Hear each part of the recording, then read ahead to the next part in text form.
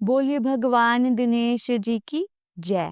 आज के इस वीडियो में मैं आपको सुनाऊंगी चैत्र मास के कृष्ण पक्ष की संकष्टी चतुर्थी पर सुनी जाने वाली संकष्टी चतुर्थी और चौथ माता की व्रत कथा।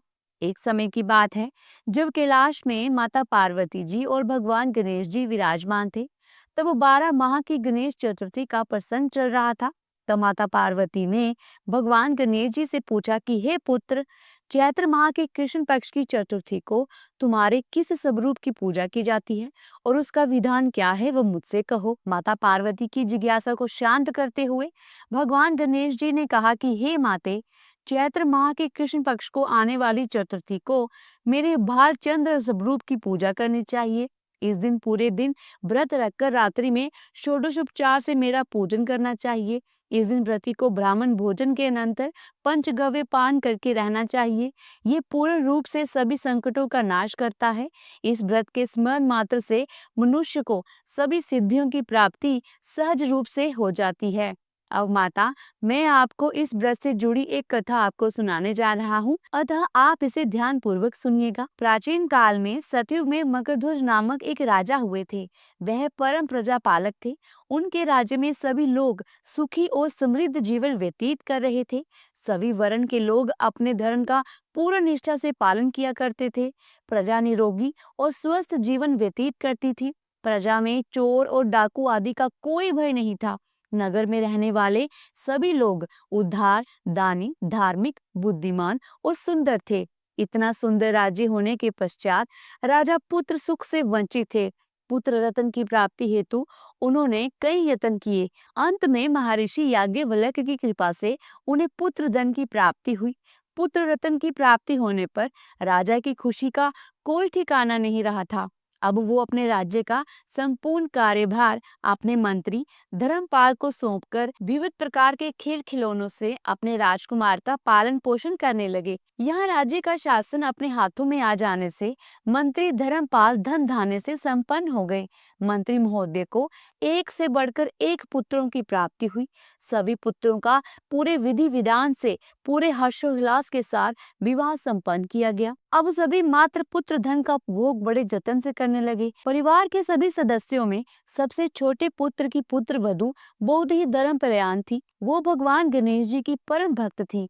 चैत्र माह के कृष्ण पक्ष की चतुर्थी आने पर उसने भगवान गणेश जी की पूर्ण श्रद्धा से आराधना और पूजा की और उनका व्रत अनुष्ठान भी किया। पूजन और व्रत से विचलित होकर सास अपनी बहू से कहने लगी, अरे, क्या तंत्र मंत्र द्वारा मेरे पुत्र को अपने वश में कराने के उपाय कर रही है? अपनी सास द्वारा बार बार मना करने पर भी जब वो बहू नहीं मानी तो सास बोली, अरे दुष्टा, मेरे बार बार कहने पर भी तू मेरी बात को अनदेखा कर रही है।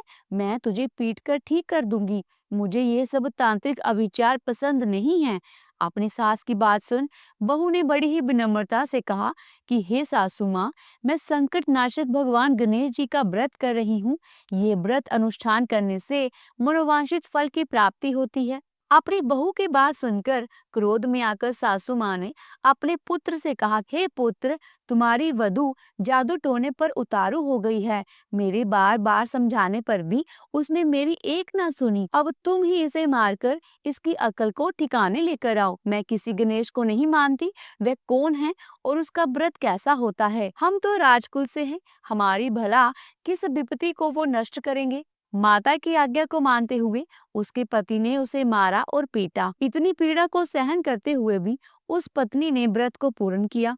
व्रत के अंत में वो भगवान गणेश जी का स्मरण करते हुए प्रार्थना करने लगी और कहने लगी, हे विघ्नेश्वर, हे गणपति, आप हमारे सास ससुर को अपना चमत्कार दिखलाइए ताकि वो आपकी महिमा को समझ पाएं और उनके मन में आपके प्रति श्रद्धा का भाव जागृत हो। अपने भक्त की करुण पुकार सुन भगवान गणेश जी ने देखते ही देखते राजा के पुत्र का अपहरण कर उसे धर्मपाल के महल में कहीं छुपा दिया।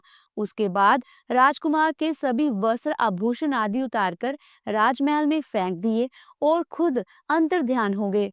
इधर राजा ने प्रेम पूर्वक अपने पुत्र को पुकारा, किंतु उन्हें कोई प्रत्युत्तर नहीं मिला।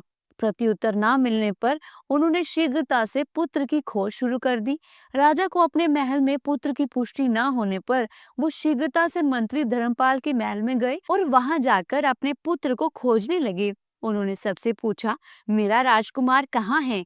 जहां उसके सभी वस्त्र और आभूषण मिल गए हैं, किंतु मेरा राजकुमार कहाँ चला गया है? किसने ऐसा निंदनीय काम किया है? हाय, मेरा राजकुमार कहाँ है? राजा की व्याकुलता धीरे धीरे अब बढ़ने लगी थी। राजा की दशा को देख मंत्री धर्मपाल ने कहा, हे राजन, आपका चंचल पुत्र कहाँ है उसका मुझे कोई पता नहीं है, किंतु मैं अभी पूरे राज्य में बाग बगीचे आदि स्थानों पर उसकी खोज आरंभ करता हूँ। उसके बाद व्याकुल राजा नौकरों सेवकों आदि से कहने लगे, हे अंगरक्षकों, हे सेवकों, मेरे पुत्र का शीघ्र पता लगाइए। राजा का आदेश मिलने मात्र से राजा के पुत्र की खोज जोरों शोरों से शुरू हो गई, किंतु राजा के पुत्र का कोई पता नहीं चला। जब राजा के पुत्र का कहीं भी पता ना चला, तब वो राजमहल में आके राजा के सामने डरते डरते यह निवेदन करने लगे कि हे राजन, हमें क्षमा करें, अभी तक अपहरणकारियों का कोई पता नहीं चला है। राजकुमार को पूरे नगर में किसी ने आते जाते नहीं देखा है। उनकी बातें सुनकर क्रोध में आकर राजा ने अपने मंत्री को बुलाया और कहा, हे धर्मपाल, मेरा राजकुमार कहाँ है? मुझे साफ साफ बता दे कि मेरा राजकुमार कहाँ है। उसके सभी वस्त्र आभूषण मुझे दिखाई दे रहे हैं, केवल वही नहीं है। अरे नीच, मुझे बता दे कि मेरा राजकुमार कहाँ है, नहीं तो मैं तुझे और तेरे पूरे कुल का नाश कर दूंगा। इसमें जरा भी संदेह मत रखना। राजा द्वारा डांट पड़ने के कारण मंत्री विचलित हो गए। मंत्री धर्मपाल ने राजा के सामने नतमस्तक होकर कहा, हे भूपाल, मेरा विश्वास कीजिए, मैं अभी पता लगाता हूँ। इस नगर में बालक अपहरणकर्ताओं का कोई गिरोह भी नहीं है, ना कोई डाकू आदि यहाँ वास करते हैं, किंतु पता नहीं किसने ऐसा नीच कर्म किया है और ना जाने कहाँ गायब हो गया है। धर्मपाल अब अपने महल आकर अपनी पत्नी और पुत्रों से पूछने लगा। उसने अपनी सभी बहुओं को बुलाकर पूछा कि ये नीच कर्म किसने किया है। यदि राजकुमार का पता नहीं चला तो राजा मुझे और मेरे पूरे वंश का विनाश कर देंगे। अपने ससुर की बात को सुन सबसे छोटी बहू ने कहा कि हे पिताश्री, आप इतने चिंतित क्यों हो रहे हैं? यह सब भगवान श्री गणेश जी की ही लीला है। उन्हीं के ही कोप का परिणाम आप भुगत रहे हैं। अतः आप भगवान श्री गणेश की पूजा आराधना करें। अगर राजा से लेकर नगर के सभी प्रजाजन पूर्ण श्रद्धा के साथ गणेश जी की चतुर्थी का व्रत करें, तो व्रत के फल स्वरूप भगवान गणेश जी राजकुमार को अवश्य लुटा देंगे। मेरा वचन कभी मिथ्या नहीं होता। छोटी बहू की बात सुनकर ससुर ने कहा कि हे पुत्री, तुम सत्य कह रही हो, तुम धन्य हो। हमारे कुल में एक तुम ही हो जो मेरा और मेरे कुल का उद्धार कर दोगी। भगवान गणेश जी की पूजा कैसे की जाती है वो तुम मुझे बताओ। हे सुलक्षणी, मैं मंद बुद्धि होने के कारण भगवान गणेश जी के व्रत की महिमा को नहीं जानता, अतः मुझ पर और मेरे परिवार को उनके किए गए अपराध के लिए क्षमा कर दो। राजकुमार का पता लगवा दो। तब सभी लोगों ने भगवान श्री गणेश जी का कष्टनाशक चतुर्थी के इस व्रत का अनुष्ठान किया। राजा सहित सभी नगरजनों ने गणेश जी को प्रसन्न करने हेतु व्रत का अनुष्ठान किया। सभी के व्रत अनुष्ठान के प्रभाव से गणेश जी प्रसन्न हो गए और देखते ही देखते सभी लोगों के सामने उन्होंने राजकुमार को प्रकट किया। राजकुमार को अपने सामने देख राजा सहित सभी नगरवासियों की खुशी का कोई ठिकाना नहीं रहा। वो बस राजकुमार को बड़ी ही हैरानगी के साथ देखने लगे।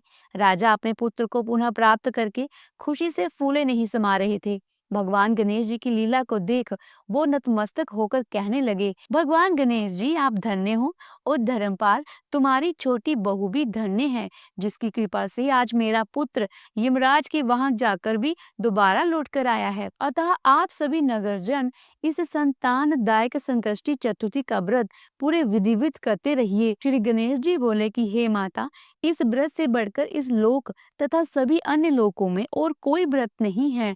इस कथा का श्रवण युधिष्ठिर ने भगवान श्री कृष्ण जी से सुना था और इसी चैत्र माह के कृष्ण पक्ष को आने वाली चतुर्थी का व्रत करके उन्होंने अपने खोए हुए राज्य को फिर से प्राप्त किया था। चतुर्थी तिथि आने पर स्नान करने के बाद सोने, चांदी, तांबे, पित्तल या मिट्टी से बनी भगवान गणेश जी की मूर्ति स्थापित करनी चाहिए। गणेश जी को स्नान कराना चाहिए। इसके बाद जनेऊ धारण करना चाहिए। अबीर, गुलाल, चंदन, सिंदूर इत्यादि गणपति जी को अर्पित करनी चाहिए। वस्त्र अर्पित करें, अक्षत चढ़ाएं, फूलों से श्रृंगार करें, गणेश मंत्र बोलते हुए ध्रुवा अर्पित करें, भगवान को लड्डुओं का या मोदक का भोग लगाएं, कपूर जलाएं, धूप दीप से आरती उतारें। पूजा करने के बाद भगवान से सच्चे मन से क्षमा याचना करें। अंत में बचा प्रसाद अन्य सभी भक्तों को बांट दे। अगर संभव हो सके तो घर में ब्राह्मणों को भोजन कराएं और अपने सामर्थ्य के अनुसार उन्हें दान दक्षिणा दे। इस प्रकार जो भी विघ्नहर्ता भगवान गणेश जी को समर्पित ये व्रत करता है, उनके सभी कष्टों का नाश हो जाता है और उन पर हमेशा भगवान गणेश जी की कृपा बनी रहती है। तो सभी मिलकर बोलिए भगवान गणेश जी की जय। अब सुनिए चौथ माता की कथा। क्योंकि चतुर्थी का व्रत बिना चौथ माता की कथा के या पूजा के अधूरा रहता है। पुरानी कथा के अनुसार एक बार एक सेठ सेठानी थे। उनका एक बेटा और बहू भी थे। बहू सबको भोजन कराकर फिर स्वयं भोजन करती। उनकी एक पड़ोसन भी थी जो ऐसी थी कि रोज पूछती कि बहू आज क्या बनाया खाया। तो बहू कहती ठंडो बासी। एक दिन पति ने उसकी ये बात सुन ली तो पति सोचने लगा कि वो तो रोज ताजा और गर्म खाना खाती है, फिर ऐसा क्यों कहती है। तो उसके पति ने ऐसा सुनकर विचार किया कि आज तो पकवान बनाकर जाए, फिर देखते हैं कि मेरी पत्नी पड़ोसन से क्या कहती है। तब उसने अपनी पत्नी से कहकर तरह तरह के पकवान बनवाए और घर के सभी लोगों ने एक साथ बैठकर भोजन किया। भोजन करने के बाद उस दिन भी पड़ोसन ने पूछा कि बहू आज क्या बनाया खाया। तो बहू पहले की तरह ही कहने लगी ठंडो बासी खाया। सेठ के लड़के ने सोचा हो ना हो कोई बात तो जरूर है जिसकी वजह से मेरी पत्नी रोज ऐसा ही कहती है। तो उसने एक दिन अपनी पत्नी से पूछा कि तुम रोज पड़ोसन को ठंडो बासी खाया ऐसा क्यों कहती हो, जबकि हम सब ने तो एक साथ बैठकर आज कई तरह के पकवान खाए। तो उसकी पत्नी कहने लगी हम सब जो खा रहे हैं वो हमारे बाप दादाओं की कमाई है। जिस दिन आप कमा कर लाओगे उस दिन मैं समझूंगी कि हम ताजा भोजन कर रहे हैं। अब एक दिन लड़के ने अपनी माँ से कहा कि माँ मैं एक बड़े शहर में कमाने के लिए जा रहा हूँ। माँ बोली बेटा हमारे पास तो इतना धन है कि खाए नहीं खाया जाएगा। तो माँ के मना करने पर भी बेटे ने खुद कमाने का दृढ़ निश्चय कर लिया। जाते समय वह अपनी पत्नी से कहने लगा मैं जब तक कमाकर बहुत सारा धन लेकर ना लौट कर आऊं तो तब तक तुम चूल्हे की आग बुझने मत देना। एक दिन चूल्हे की आग बुझ गई तो वह मन ही मन घबराने लगी कि कहीं मेरे पति पर तो कोई संकट तो नहीं आन पड़ा, जल्दी से पड़ोस में से आग लाकर चूल्हे में रख दूं। ऐसा मन में सोचकर वह पड़ोस में गई। वहां पड़ोसन चौथ माता का व्रत पूजन कर रही थी। पड़ोसन ने कहा थोड़ी देर में आकर आग ले जाना। बहू ने पड़ोसन से पूछा आप चौथ का ये व्रत क्यों करती हैं, इससे क्या फल मिलता है। पड़ोसन कहने लगी चौथ माता के इस व्रत को करने से अन्न धन और लक्ष्मी मिलती है, अपनी मनोकामनाएं भी पूरी हो जाती हैं, पति पर और बच्चों पर आया संकट भी दूर हो जाता है। पड़ोसन से व्रत की सारी विधि पूछकर कथा के बारे में जानकर अब बहू ने भी अगली बार से चौथ माता का व्रत रखना शुरू कर दिया। दीवार पर चौथ माता बनाई। उस दिन घी गुड़ का चूरमा बनाकर रात को चंद्रमा को अर्घ देकर पूजन किया। ऐसा करते करते बहू को बहुत दिन बीत गए। वो हर दिन अपने पति को याद किया करती। एक दिन चौथ माता ने बहू के पति को सपने में आकर कहा कि साहूकार के बेटा तू जागे कि सोवे, तेरी पत्नी घर में तुझे बहुत याद कर रही है। घर जाकर उसकी चिंता दूर कर, तू दुकान खोलकर कंकु केशर का पगलिया बनाकर जाना, आज तेरा हिसाब किताब चुकता हो जाएगा। अब तो चौथ माता ने जैसा कहा वैसा ही हुआ। उसने जल्दी जल्दी घर जाने की तैयारी शुरू कर दी और गाड़ी भरकर धन दौलत लेकर साथ चल दिया। रास्ते में एक बड़ा सा काला नाग फन फैलाए हुए बैठ गया और कहने लगा आज तो मैं तुझे डसूंगा छोड़ूंगा नहीं, आज तेरी उम्र पूरी हो गई है। तब साहूकार के लड़के ने सांप से कहा आज चौथ माता ने मुझे सपना दिया है, इसलिए मैं अपनी पत्नी से मिलने घर जा रहा हूँ। वहां मेरी पत्नी मेरा इंतजार कर रही है, वह बहुत चिंता कर रही होगी, मैं उससे मिलकर वापिस जरूर आऊंगा, तब तुम मुझे डस लेना। नाग ने कहा तुम शपथ देकर जाओ तो मैं तुम्हें जाने दूंगा, अगर लौट कर नहीं आए तो मैं तुम्हें घर आकर ही तुम्हें डस लूंगा। इस प्रकार नाग को वचन देकर साहूकार का लड़का अपने घर पहुंचा। वहां सभी से हंसी खुशी मिला और भोजन करके उदास होकर बैठ गया। उसकी पत्नी ने उदास होने का कारण पूछा तो पति ने नाग वाली बात बताते हुए कहा कि अगर मैं उसके पास नहीं जाऊंगा तो वो तो घर पर ही आकर मुझे डस लेगा। उसकी पत्नी बहुत चालाक और समझदार थी। कहने लगी, आप बिल्कुल भी मत चिंता करिए, मैं आपको एक उपाय बताती हूँ, आप आराम से लेट जाओ। तो पति ने कमरे की सारी पैड़ी यानी कि सीढ़ी जिसे कहते हैं उसे धो डाला। पहली पैड़ी पर रेत, दूसरी पर इत्र, तीसरी पर गुलाल फूल, चौथी पर कंकु केसर, पांचवी पर लड्डू पेड़ा, छठी पर गलीचा और सातवीं पैड़ी पर दूध से भरकर कटोरा रख दिया। इस प्रकार वह 7 पेड़ी सजाकर बैठ गई। आधी रात होते ही वह नाग आया और पेड़ियां चढ़ने लगा।